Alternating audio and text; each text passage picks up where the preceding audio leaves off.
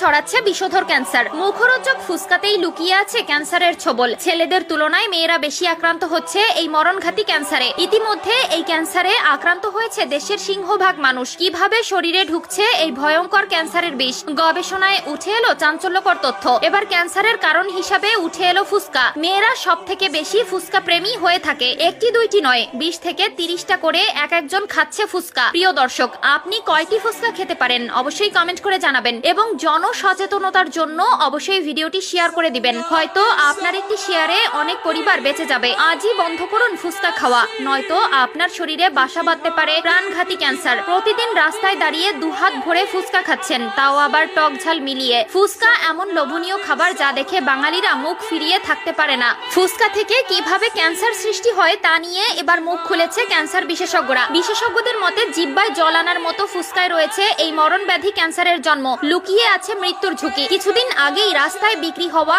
এই খাবারের নিরাপত্তার গুণমান পরীক্ষা করতে সারা রাজ্য জুড়ে ফুসকার 260টি নমুনা সংগ্রহ করেছিল দফতর। এর মধ্যে 41টি নমুনা ছিল অনিরাপদ। এই ফুসকায় কৃত্রিম রং এবং ক্যান্সার সৃষ্টিকারী উপাদান ছিল।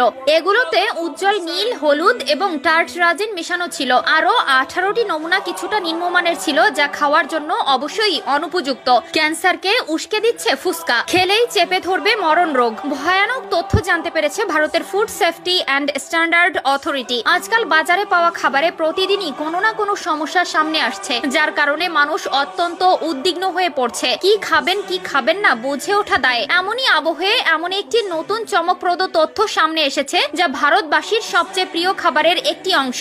Food safety and standard authority of India দেখছে যে কর্ণাটক রাজ্যে বিক্রি হওয়া ফুসকার গুণমান ভীষণ খারাপ। খাদ্য নিরাপত্তা কমিশনার শ্রীনিবাসকে বিষয়টি নিশ্চিত করে জানিয়েছেন, কর্তৃপক্ষের কাছে একাধিক অভিযোগ আসার পর ফুসকার মান যাচাইয়ের সিদ্ধান্ত নেওয়া হয়েছিল। শ্রীনিবাস আরো জানিয়েছেন, যেহেতু এটি সবচেয়ে বেশি চাহিদা থাকা চাট আইটেমগুলোর মধ্যে একটি, তাই আমরা এর প্রস্তুতিতে গুণমানের সমস্যা নিয়ে অনেক অভিযোগ পেয়েছি। রাস্তার ধারের খাবারের দোকান থেকে সুপরিচিত রেস্তোরাঁ পর্যন্ত আমরা রাজ্য জুড়ে প্রতিটি বিভাগের আউটলেট থেকে নমুনা সংগ্রহ করেছি। আর পরীক্ষার ফলাফলে দেখা গিয়েছে যে বিপুল সংখ্যক নমুনা খাওয়ার জন্য খাওয়াই উচিত হবে না। খাদ্য নিরাপত্তায় স্বাস্থ্য বিভাগের নজর নতুন নয়। মার্চের শুরুতে রাজ্য সরকার খাবারে রং আনার জন্য বহুল ব্যবহৃত রোডামাইন বি এর উপর নিষেধাজ্ঞা জারি করেছিল। কর্ণাটকের FSSAI কাবাব, বাঁধাকপি মাঞ্চুরিয়ান এবং ক্যান্ডিতেও কৃত্রিম রং ব্যবহার নিষিদ্ধ করেছিল। এ প্রসঙ্গে শ্রীনিবাস আরো বলেছেন, জনসাধারণের অভিযোগের ভিত্তিতে খাদ্য নিরাপত্তা বিভাগ অন্যান্য খাদ্য সামগ্রীর